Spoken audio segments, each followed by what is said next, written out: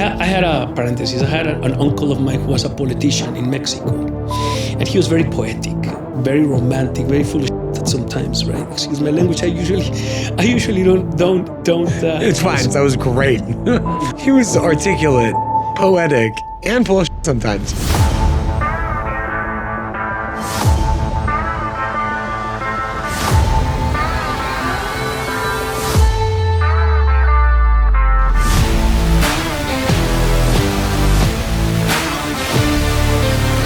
Thank you for joining us on the Evolve Your Brand podcast. I'm your host, Olia Merkis. And as always, just want to thank the incredible crew at Icon Industries, Shane ×3, because you love yourself that much. Just joking. Steven and the whole entire team, thank you so much for all you do. We can't do this without you. And without further ado, one of the best storytellers I've met in a long time, Ricardo Singer, CEO, founder, president of SingTech Inc. and DBA Kick Power. That is correct. Welcome. We're so excited to have you. Thank you, Oli, for having me here. I'm very excited about this. My first podcast. Okay, what are you excited about the most on your first podcast? Well, to expand a little bit on that interview, initially we had an interview, a conversation on Zoom, and I think it went really well. I had a great time. As I mentioned to you, I have Tourette syndrome. So if you hear me making noises and ticking, that's what that is. No COVID today. It's my Tourette's. But as we went into the conversation, it calmed me down, and I had an opportunity to share some information and stories that I don't think about much, in the everyday grind, taking care of business and family, and in this world that we live today of high speed, high stress, etc. I really don't get time to think about those experiences and stories, and I don't want to forget them. They're part of who I am. They've been a lot of fun. I had a good ride, and so that's why I thought we could expand in this meeting today. Your ride is just starting. The audience is going to love it. So 1981. 1981. What happens in 1981? Let me begin. What happens in 1980 and in 1980. Okay, perfect. My father says something along the lines of, guys, we live in Mexico. We love our country, but it's unsafe. It's insecure. I think we would like to move to another country. So get ready. We're going to go on a vacation to tour some cities, border cities in the United States. And eventually we're going to move to the United States. And so I said, okay. And my brothers and my brother and sister, we said, yeah, right. So 1980 and a half, my father says, 6 months, guys, we're leaving. And then 1981, he says, guys, pack your stuff. We're leaving, I don't know, next week or something. And we didn't really believe it until he organized a garage sale. And we sold furniture. We opened the doors in the neighborhood. We sold furniture, clothing, shoes. We sold the cars. We sold the food in the refrigerator. We sold the refrigerator. And we were like, no, this is for real. Until we went, spent the night at my sister's house. We were very young. And the next morning, I don't know, 3, 4 in the morning, we went to the airport. And next thing I knew, we landed in San Diego. And then we rented an apartment in Point Loma, near Nimitz, Rue d'Orléans. And there we were. Now we live in the United States. And so that's how we came. So that's the highlight of 1981. What did your dad do once you guys arrived? He started working. He had a dear friend of him, fantastic, and we owe him our ability to have come to this fantastic country. Tom Parks, who rests in peace now. He had my father was a mechanical engineer, and while I was a young kid, he had an engine rebuilding shop. Before today, I guess it's cheaper to buy an engine for a car than to rebuild one. But so he had this shop, very large shop. He made himself an engineer by studying over mail, post mail, with a mechanical institute of some sort in the United States. I remember his books. I used to look at them. They had great pictures and images. And so he had this shop. He always liked automobiles and mechanics. And he used to rebuild engines and build racing engines for racers. The Rodriguez brothers, Formula One racers in Mexico. So I grew between bolts and nuts and gear shafts and things like that. So he met Tom Parks, because Tom Parks had a business called Quick Way International, and they used to make machinery to rebuild engines, brake lathes and block grinders and the sort. So my father used to buy equipment from him for his shop, and that's how they met. And they became very close friends. And so he gave him a job in San Diego as a sales rep in order to get him papers to be able to immigrate into the United States legally. And so he started repping the company for a little bit of time. And then he was doing that. And at that time, I don't know if it was 82, 83, the Mexican peso devaluated, one of the many times that has happened. And my father, being a very patriotic gentleman, had kept all his assets in Mexico. And this change of value of the dollar diminished his net worth tremendously, and his income. We lived out of some rent, some passive income that he had from some real estate. And so I don't know the numbers, I don't remember, but he was probably making 30% of what he did before. So in my family, there was always a lot of communication between us. There's no secrets between my parents and us. Absolutely no secrets. We always knew everything was going on. So we had a meeting. I remember we had a meeting where my father says, "Hey kids, so there's two choices here. We go to Mexico, back to Mexico, or we get to work." So we said we get to work. And he bought a tiny taco shop on Friars Road called, I don't know what it was called, Barajas Taco Shop. And then we turned it into a restaurant. We went to Home Depot, we bought plywood, and I don't know what. And I remember I hated it. I dreaded the weekends on the driveway at the house, cutting wood and building things. And I remember we bought some wheels. We welded pipes, and then we cut round plywoods, and we manufactured tables. So we made a restaurant, and my grandmother, my mom's mother, who was an amazing cook and lived in San Diego, she became like the chef. And it was a mom and pop operation. 30 chairs, so small place, a taco shop made into a restaurant. And we cooked, and we waited on tables. We did the whole thing.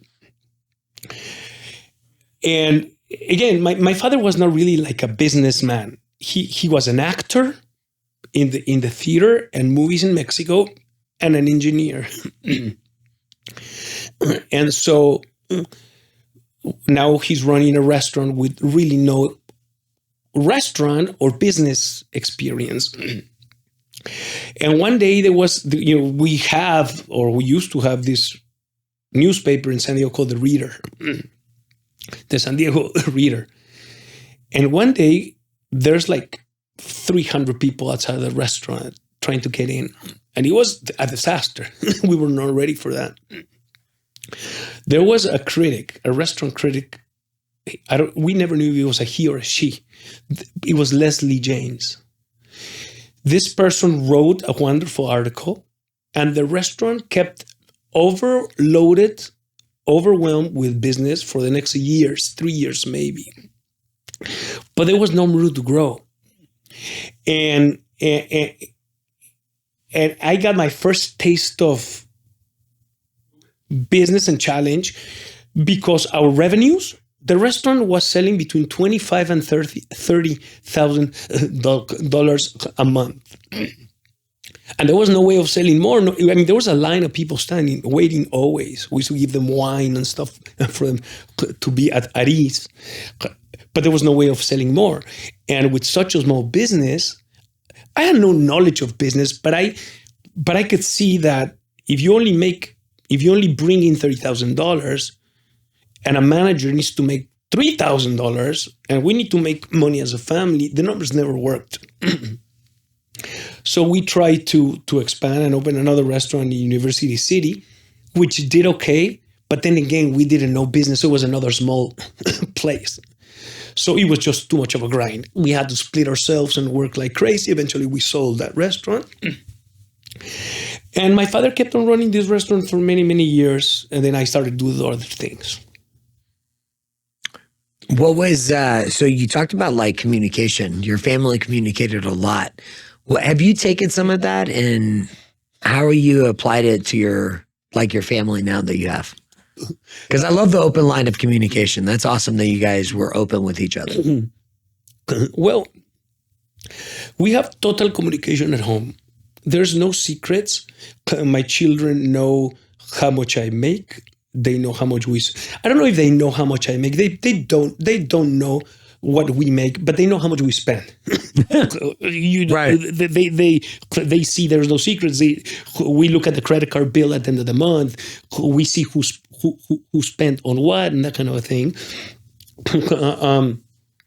So in the finances of the home, there's no secrets. In the challenges that we have, there's no secrets. Obviously, when there are situations that happen on, high levels of stress that bring no benefit to no one, we probably don't share those things with them. But I like to believe that we always know where they are. I am very confident that they don't do any drugs.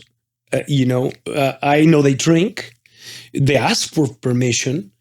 And I also, and we are very transparent with the communications because I strongly believe that our children, your children, my children, everybody else's children, they are going to do whatever they're going to want to do. If you don't have them locked with a chain, they're going to do whatever they're going to do. And so for me, I rather have an open communication and advice and give them my true opinion and then let them loose because you cannot do it other way. I mean, that's the way my parents were. When I was a teenager, my mom and my dad said, if you want to drink at home. If you want to do some drugs, let us know and we'll watch over you. If you don't want to come, if you're not going to spend when you're a teenager and growing up, if you don't want to spend the night at home, don't, but just call me and let me know where you are.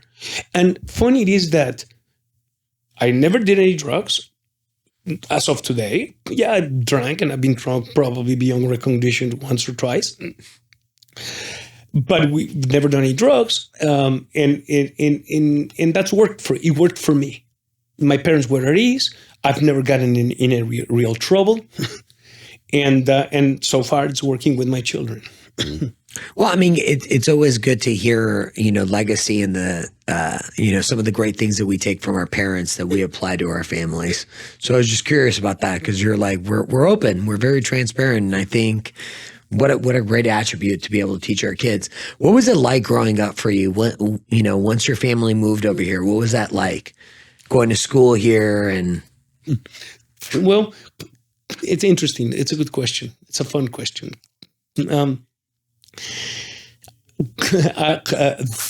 I was a problematic kid in terms of when I came, I was 15 years old. And when I came here, I was a very heavyset, a very fat kid. I think I was size 39 in my waist. Today I'm at 31. I had dyslexia and I had Tourette's and I didn't speak English. And so I come to a country with those challenges, right? But I like football. I wanted to play football. And growing up, my parents stressed a lot over my weight. So I did all the diets, Jenny Craig and Weight Watchers and pills for this and pills for that. And I couldn't shed the weight. And so when I came to the United States, it was like a new beginning. I never thought of it like, this is a new beginning, let me do something different, like a New Year's resolution. Not at all. I just came and I signed up for the football team. You know, back in the day, the difference in between Mexico, where I'm from, and the United States, the United States is and has been a first world country. Everything is available. Everything is nice. Everything is clean. Everything is new. Everything is beautiful, at least in the environment that I was. And there were a lot of things. There were no open borders in terms of commerce. So you cannot buy a Milky Way or a pack of M&Ms in Mexico. Those things were not available. And the quality of many things were lower there, probably because of the lack of resources to make better things, not because of talent, not because of intelligence, just because of the resources available at the time. So we came to the United States with nothing in terms of goods. So we came and we got an apartment, and then we purchased cars. You know, my parents got their own vehicles, new, and everything was fresh. You know, knew everything because we came with nothing. Again, not because we didn't have anything, but because we just moved our bodies and our clothing into a new place. Talk about a fresh start. Exactly. It was like that. So I signed up. We went to the school that fitted our zip code was University City High in Genesee Avenue. And it was a brand new school. So talk about new walls, new chairs, new chalkboards, new helmets for the football team. Everything was new running track, everything. So I decided that I wanted to play football because I was a big football fan back in the day. And so we sign up, and this is like a movie. I love this memory. It's just incredible. So I go hand in hand, holding my dad's hand to school, and we park in the wrong spot. Not in the parking lot. Somehow we parked, and we know that the field wasn't that side because we could see the bleachers from the other side, the stands, not the bleachers. So he and I walk, you know, like Rocky walked on the stairs to where he dances in the movie. So we walk up the embankment, and as we walk up and we start walking down, I see the cheerleaders dancing and some kids practicing, right? And so I was in awe. It was the scene of a brand new football field with some kids playing football in full gear and nice, beautiful blonde cheerleaders there. And I look at my dad and I go, I have to lose weight. None of these girls are going to want to go out with me. So my father says, well, I would agree with that. And that was it. So we went the thing. I signed up, whatever you name it, and then I lost weight. I signed up to a gym that was around the corner, and I used to go to some classes of different things. I was never a big exercise guy. I'm still not, but I did what I could. But what I did is that I changed the way I ate, and I don't recommend this to anyone. But for a period of time, I ate once a day. I did exercise, and I drank a lot of water. At night, I went to bed without eating because I knew or I heard that eating and then sleeping is not the best choice. So I used to drink a bunch of glasses of water before going to bed. And then I remember I used to lay in bed, and I remember listening like an ocean inside of my stomach and with my tics, you know, when I tick like this, I would send the water back and forth. And it was just crazy. But this is like a blur because I don't remember losing weight. All of a sudden I was, 50 pounds, 60, 70 pounds lighter. So that was getting into the United States. And then I started learning English. I had this good friend, Raymond. I knew 2 sentences. I knew how to say, how do you say? With a question mark. And then I don't speak English. And I navigated my junior year like that. And then senior, and then I got out of high school. So what happens after you get out of high school? What's next for you? I don't have a very good memory of how I get into college because now that I have kids applying to college, right, I have the grueling process of applications, essays, conversations, financial aid applications, everything that the kids do today. But I have no recollection of that. I don't remember applying to colleges. Absolutely no coaches or essays or anything like that. But I found myself at Mesa College. Somehow I signed up. Maybe I went with my parents, or maybe my high school counselor signed me up. I really don't remember. But I went to school, and probably a month in, I realized that I didn't have what it took to make it through college. I wasn't understanding anything the teachers were telling me. I didn't know how to study. I had never studied. And the last 2 years, I went to a high school without knowing the language, pretty much. So I spoke to my dad, and I had a one-on-one, and I said, you know that I want to work. I want to be a businessman. I want to be a millionaire. It's funny how your mind changes. Back then there were no billionaires, right? So I wanted to be, back in the day, I wanted to be a multi-millionaire. And as I've grown, I wanted to be just a millionaire, and then just wealthy enough. And then I just want to have enough to take care of my children, my family, and live my last days comfortably. That does not mean that I'm not ambitious or I want to make a fortune, but I'm not looking at the goal of the dollar. I have so many other more relevant challenges and goals today that I did 30 years ago. What was the first entrepreneurship experience that you recall? You had this conversation with your dad, school isn't for me. What made you decide I'm going to get into entrepreneurship and be my own boss? What motivated me to become an entrepreneur, and I didn't know that word back then, or there was probably not that word back then, was that I wanted to have a lot of money. And I wanted to have a lot of money because I wanted the ability to buy whatever I wanted to buy. But I discovered that you can buy and have things because of friendships that I developed through those years of people that were very wealthy. So I had the comparison of where I was, what I had, material, and what some friends had, material.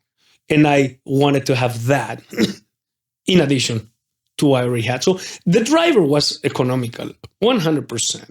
I never thought about creating or jobs or no back then. And so the first business, you asked me, right, about what was the first endeavor, let's say. I did two things at the same time. I always loved automobiles. So I was working at the restaurant, and I was buying and selling Jeep Wranglers back in the day. Actually, I believe that I did something, the other thing before. The restaurant had a very good hot sauce. And people would come into and buy in styrofoam cups. So I thought it would be a good idea to bottle the sauce and sell it into stores. So I learned how to bottle, and so I started buying jars. And I learned how you can, you heat up a sauce to a boiling point that you put on a mason jar, and then you close it. And when it cools off, the temperature kills all the bacteria. When it cools off, it goes in a sealed vacuum, and it has a very long shelf life.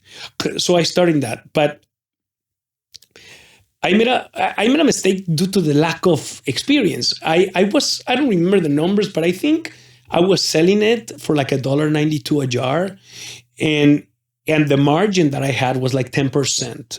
And I was 10%. Okay. You see, there you go. So should we change the subject now? Not at all. So, hey, everything starts somewhere, right? yeah. And my business advisor was my dad, who, by the way, my dad and I had and I'll tell you about his late days. He was, it's cliche that people say your dad's your best friend, but my father was my best friend. You know, I carried him on to his very last days. We were very, very close. And he always gave me the best advice he could. He was not a businessman, so he thrived on fairness and equality.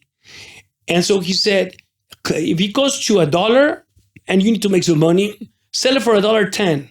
You don't have a right to sell it for $2 or $3 because those people maybe don't have enough money to buy that product.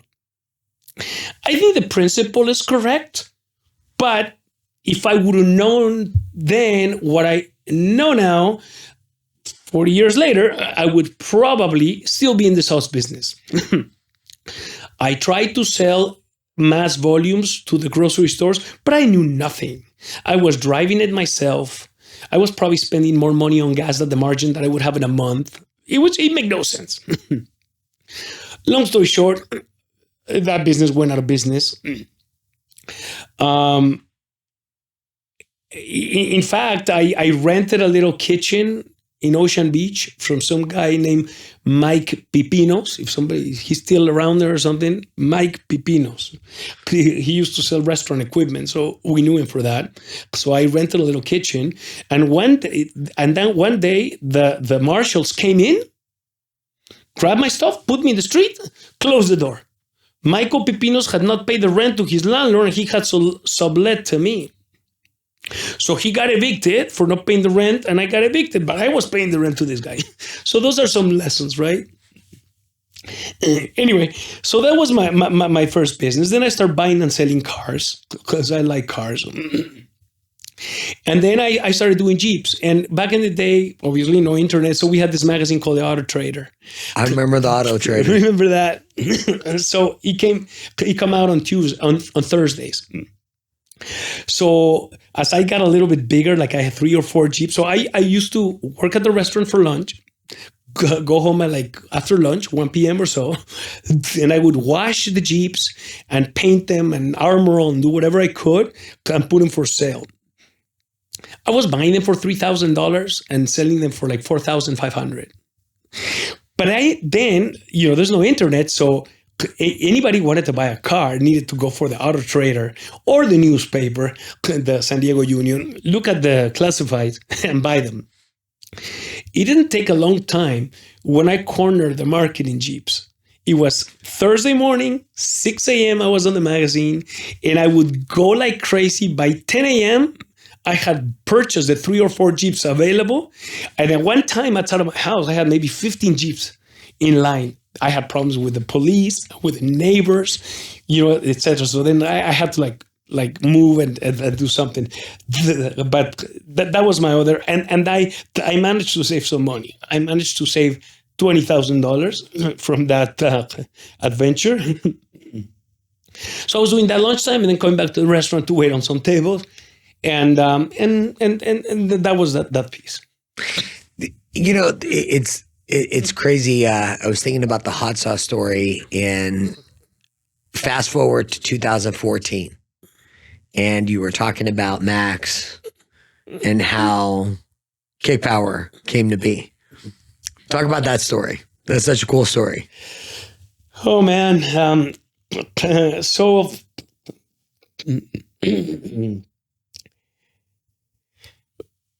Okay, I'm going to give you a little brief of something. We go to the story. In about 2009 or so, I was working with a company and I was making very good money. But about 2010, our revenues declined, and my income diminished away. Then the world of communications changed. We can talk about that later, but I'm setting you up to explain that in 2013, 14. I had no income and I had run out of savings. I had been trying things for 3 or 4 years. And so one Sunday evening, we're sitting at our house in East Lake at a place called The Gates, the Woods, The Gates. And I have 3 children, Max, Alec, and Sarah. At the time, Max was 10 years old. And I don't know what he did, but I was like super pissed. And I told him, there's no more money for you. Get out of here. Go get a job. Wash dishes. Go wash the car. Talk to your mom. I'm done. And he, very cool, calm, and collected, comes back to me and says, you know what, Dad? I'm not going to get a job. I'm going to go into business by myself. I go, really? All right, I'd like to hear that. Tell me about it. He says, okay, I'm going to bring you a business plan. And that was it. Sunday night, I don't know what happened. Monday, he brings me a 1-pager explaining to me that he's going to purchase iPhone, and this is when the iPhone 4 was out. iPhone and iPad cases, and he was going to purchase them on Alibaba and sell them on eBay. All right. I mean, he did his research, I suppose, right? And that for this, he needed to use my eBay account. I had a good eBay account because remember, I sold cars. Right.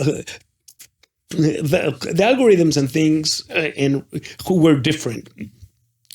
Although I didn't sell a lot of units of anything on eBay, I sold a lot of money on eBay because of the value. By this time, I had purchased and sold some other cars. So my account was well ranked, probably because of the dollar volume.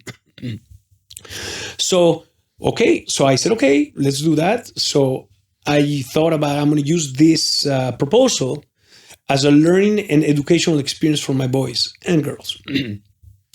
So I wrote a contract where I would lend him my eBay account and $1,000. And he would need to pay me in 12 monthly installments of X amount. And I created 12 IOUs and we put signatures. My wife signed as a co-signer. I signed the contract. Our housekeeper signed as a witness. And we made a ceremony. We signed, we shook hands, and I gave him $1,000 in $100 bills. Then he organized with his mom, bank account, etc. And then he purchased the iPad cases on Alibaba. They arrived in a small, like all broken up box with yellow tape with Chinese letters, etc. And we took some photos, put them on eBay in my account, which was well ranked.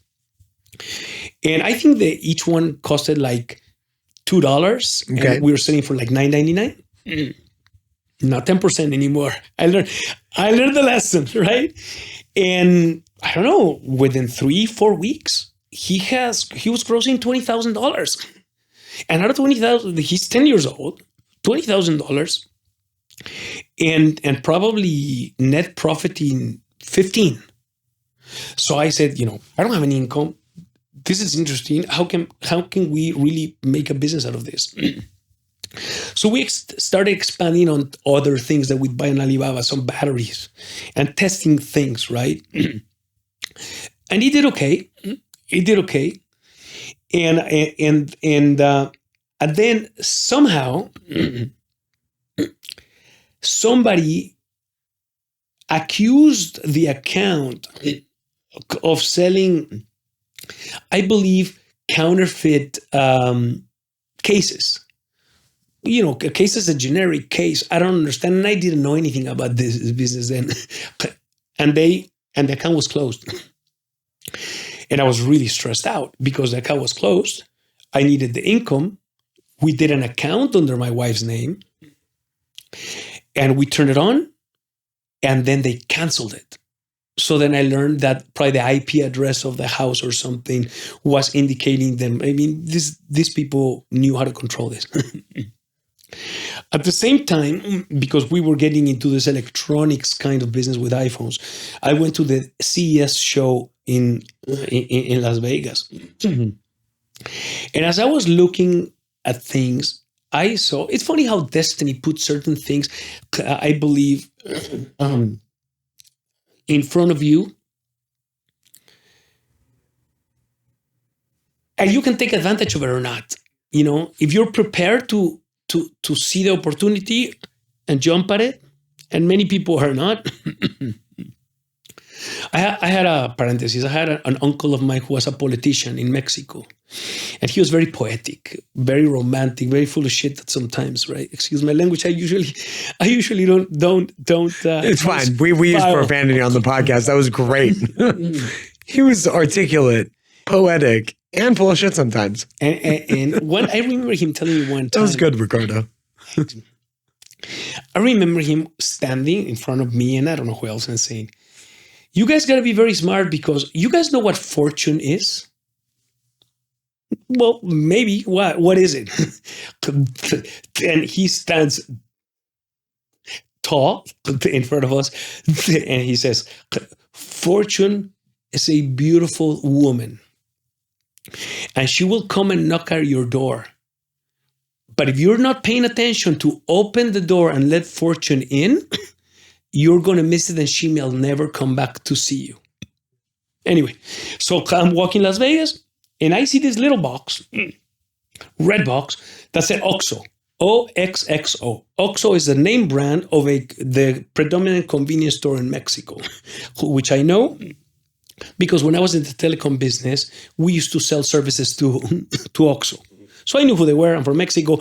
They're huge. It's like a 7-Eleven. Everybody knows. Right. So I talked to these New Yorkers that had this display, and I talked to them about it.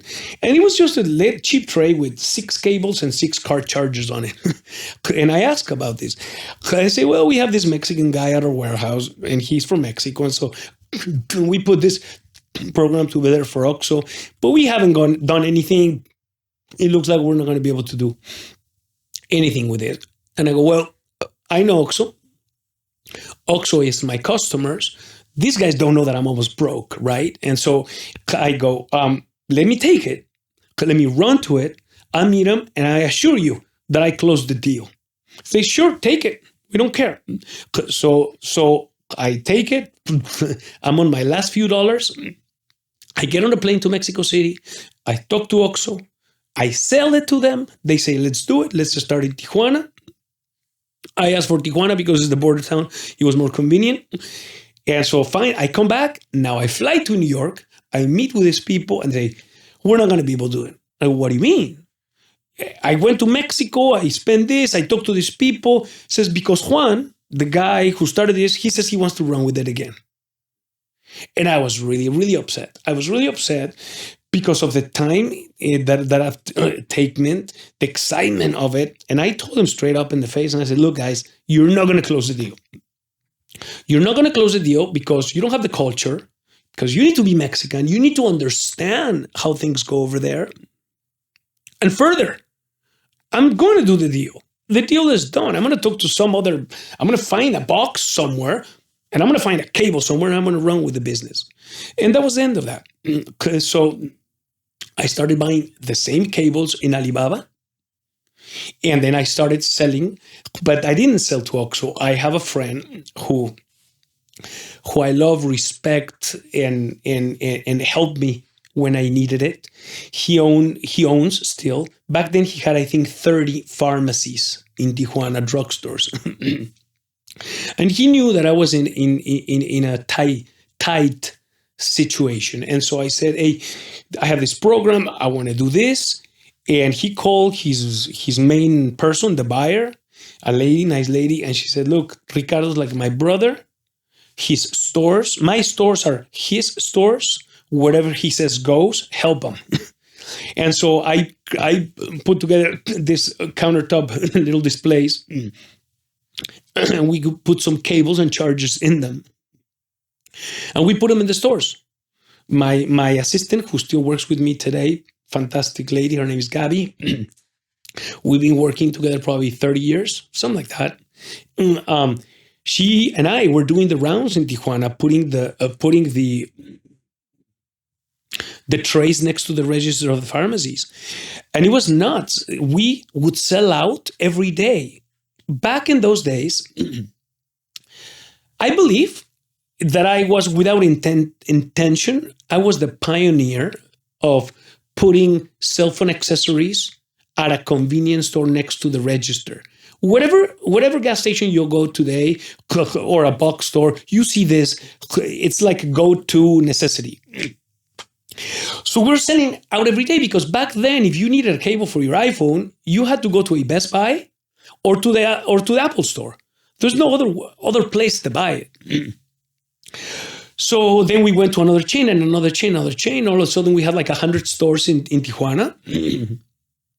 And then, crossing the border, Max and my wife would go. Well, there was a guy, Antonio, that used to wash our cars back in the good old days.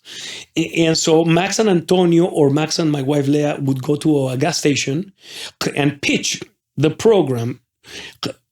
And nobody could tell him no. He was 4'5", blonde, curly afro, beautiful kid, with ease of speech, pitching this. So he would go.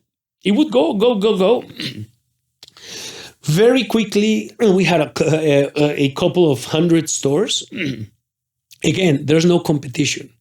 So it was bulletproof. I would say, put it there. If it doesn't sell, you just throw it away. But it would sell. I mean, my exposure was $50. The product was horrible. The quality was terrible. It was cheap. We just bought it online. And I called on some friends to start coming work with us and driving their own cars, opening stores. Nice commission base, a lot of business structure that I brought, that I learned from other dear friends in the business that I was before. I kind of copied the model, bonuses and commissions and things, share revenues and things like that.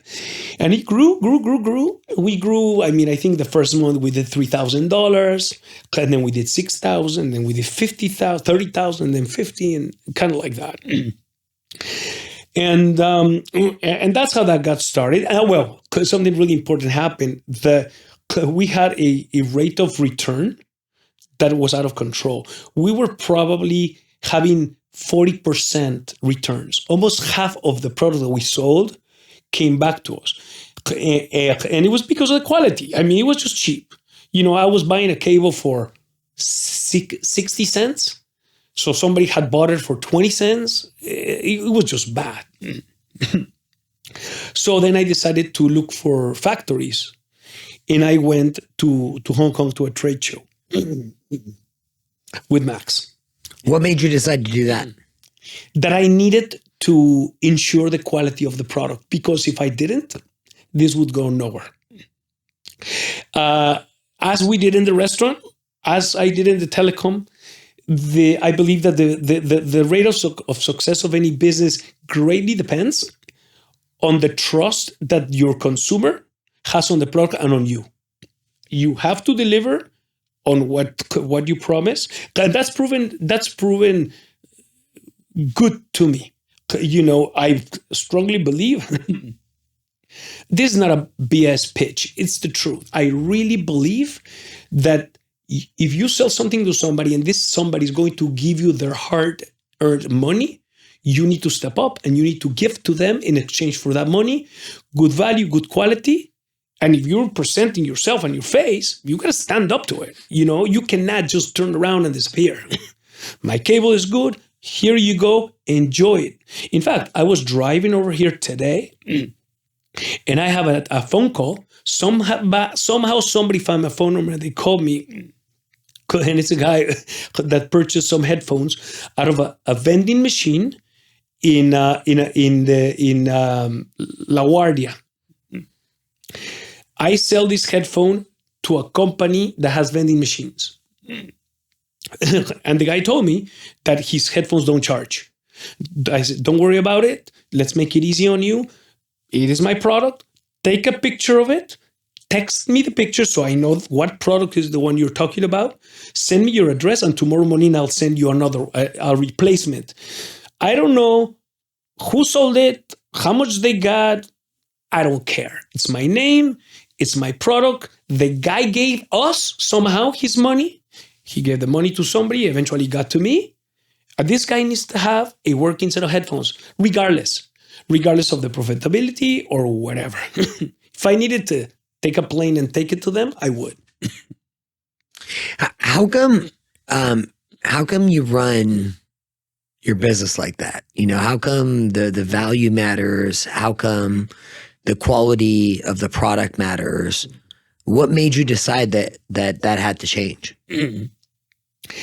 Well, there's two answers. One of them is why I feel like that and why I did it like this. I did it like this because you cannot, I do not believe you can grow a company to scale without having the support of your customer. Your customer needs to enjoy the product he buys. It needs to be useful to him, and he needs to be able to become an advocate for you, a salesman for you, to endorse your product, and to get service of it. It's like planting trees. You put a seed and then another one, and then you have a forest. You cannot sell a cable, burn the customer, and expect growth. That's basically the reason, Yeah, and I think that's one of the things that I take a look at about, experience and how come it matters. Obviously, you're doing it at mass scale. So when you got into the manufacturing, how did that, just talk about your company has finished in the top Inc. 5,000 for 4 years in a row. 3 years in a row. Okay, 3 years in a row. You're in the San Diego. You're recognized in San Diego business journals. You're on the finalist for top CEO. What made the shift with Kick Power where you're at today? What has really brought it to this where you added manufacturing, logistics? Really, what problem are you solving for big companies? Well, the growth, it's based on profit. Sales is king. Sales brings profit, and profit enables you to do things.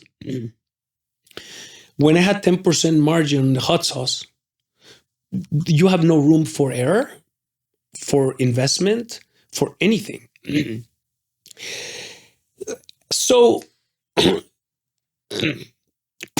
controlling, or if not controlling, influencing the manufacturing and gaining knowledge on the process has enabled me to lower all costs across the supply chain, respecting and ensuring the profitability of everyone involved in this chain. I am conscious and proud that my manufacturer earns a profit, that the shipping company earns a profit. I am not the kind of customer or buyer that thrives on squeezing everybody out of their profit. I believe everybody deserves a profit. And I believe that if you are selling a product that cannot provide for everyone's profit, then it's the wrong product, or it's the wrong business, or something is wrong. There's room for everybody. And getting involved in production, exporting, importing, and distribution has given me a larger profit of margin that I have been able to use to grow, to hire talent. I believe that the success of a company depends greatly on the capabilities of the people who run the company. I like to think that I hire people more capable than me. I would like that. Sometimes I can't afford it, but I strive for that. And that's what has played, and a lot of hard work. I mean, there is might be a cliche, but for me and the management team, we don't respect the clock. We work when we begin and we're done when we finish. And we have a very clear goal. Our goal is to make Kick Power a national brand, to make it available everywhere, People ask me, how much money do you need to have before you call yourself successful, or how many employees or whatever. And my answer is, I think Kick Power is going to be successful when you has nothing to do with money, really. When you get off a plane or of a cruise ship or at a gas station, or you walk into any store and you find it and you see Kick Power, then I probably can look back and say, we have succeeded with the mission of the brand. I want it to be available everywhere. Of course, when that happens, we're going to be making a lot of money. It's just by default. But I'm really not focused into the dollar. I think success is the brand successful. It's just having it available and being known. When somebody mentions, I don't know, whatever other brand out there of anything that we all know, that's success. So you mentioned that, chargers are chargers, and you went through that. How come, what's different about Kick Power in your industry? You talked about quality control. You talked about, accessibility, distribution channels. How come, what is it that you guys are doing differently and better for you to get the recognition? You're in over 6,000 stores. It's available. So how have you been able to build that? Well, fortunately or unfortunately, a cable and a charger, they're commodities, and that makes it tougher because we have, we're successful for two reasons. We are building, although we are selling a commodity, we're manufacturing a very high quality product. And because of the supply chain that we just talked about, we're able to push the quality and the cost in both directions. Nice. So we're producing the best available cable, as good as the best or better. I mean, who knows? I mean, a cable is a cable. If it charges your phone and it lasts for years, it's as good as another one that does the same.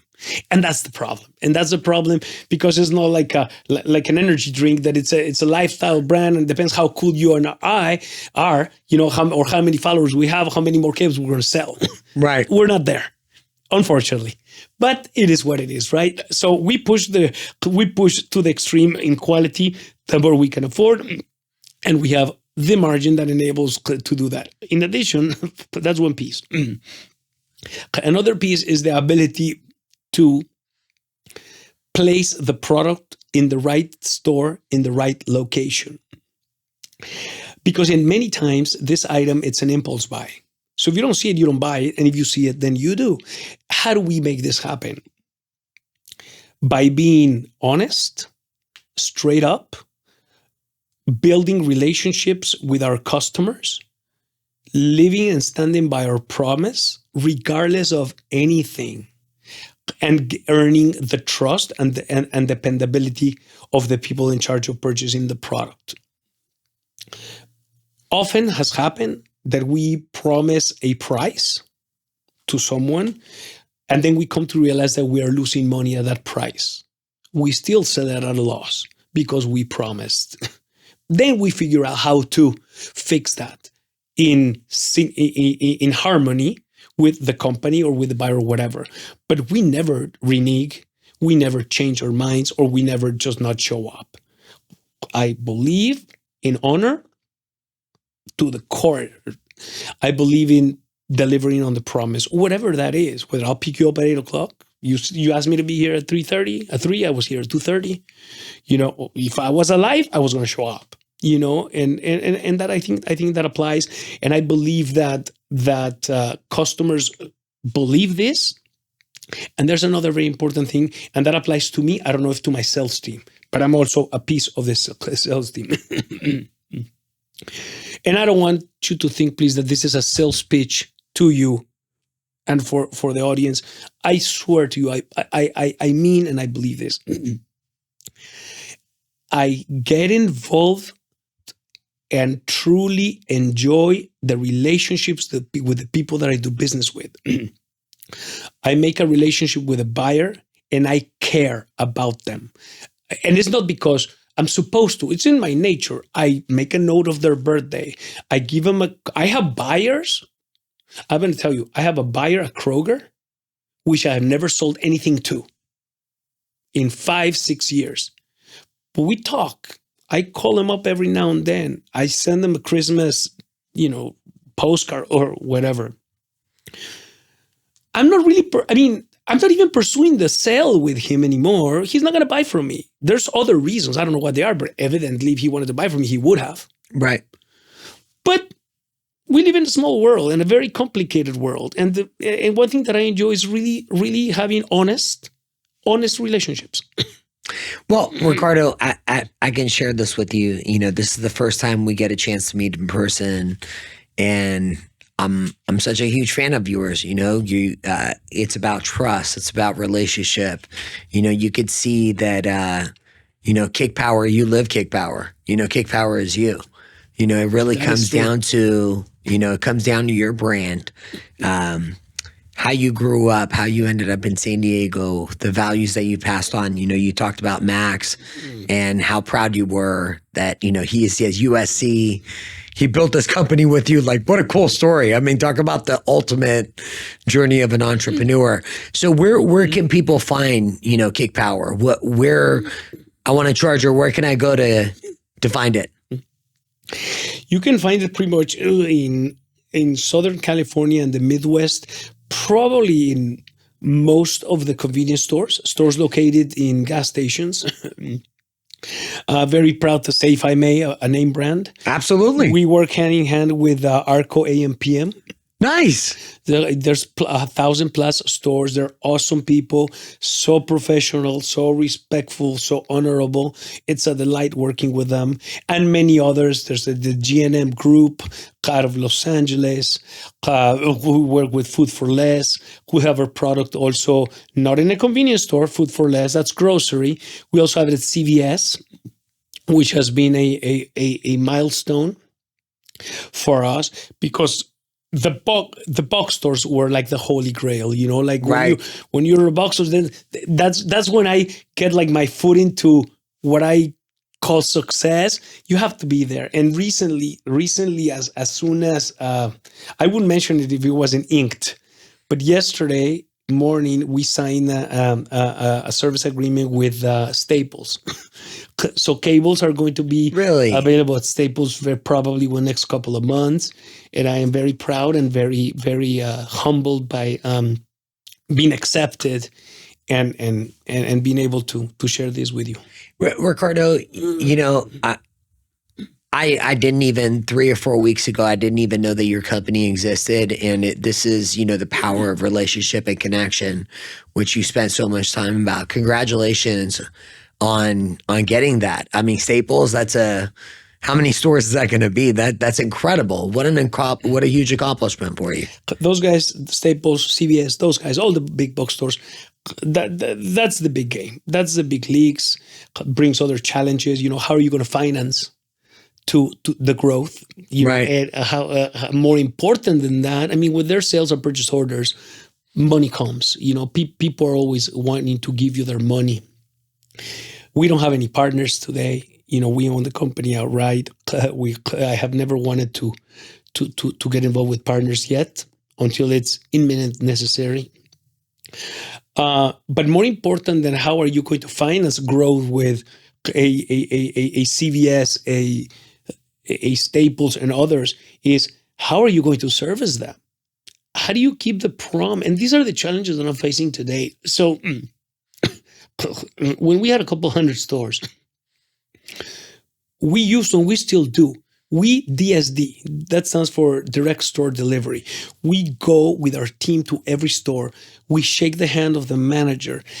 Not 6,000, probably 3,000, 3,500 stores. We do this. They know us. We know them. We cater to their needs.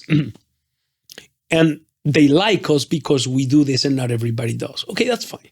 So how do we grow to 10,000, 20,000, 50,000 stores and do this? I don't think it's possible. It's not possible. And it really pains me and stresses me that we're going to have to grow without that direct supervision. The product to me is like a child. I take Max or Alec, the middle guy, or Sarah, to the bus stop to take them to school. Just figuratively speaking, I walk them by the hand, I put them on the bus, and I look at the driver and I go, hey, you better take my kids to the school and they better get there safe. It's the same with the cables. I feel so odd about putting them in a box and sending them to the East Coast, and God knows where they're going to end up. I think part of growing and part of maturing and part of making this a national business is going to have to be learning how to do that and finding the right way of monitoring that these guys get to their destination and to the shelf in time and in good shape. Ricardo, I just want to thank you so much for being on. I mean, it's such a pleasure to have, you come on, share your passion, share your journey. It's been an absolute honor and pleasure to meet you. And the cool thing is, like, why wouldn't you want to support local? So as you go to CVS, as you go to Staples, as you go to Arco, AM/PM, and you see Kick Power, know that this is the gentleman and his son Max that brought it to you. I'm Oli Emerkis. Thank you so much for joining us. Ricardo, really, really appreciate it. Thank you very much.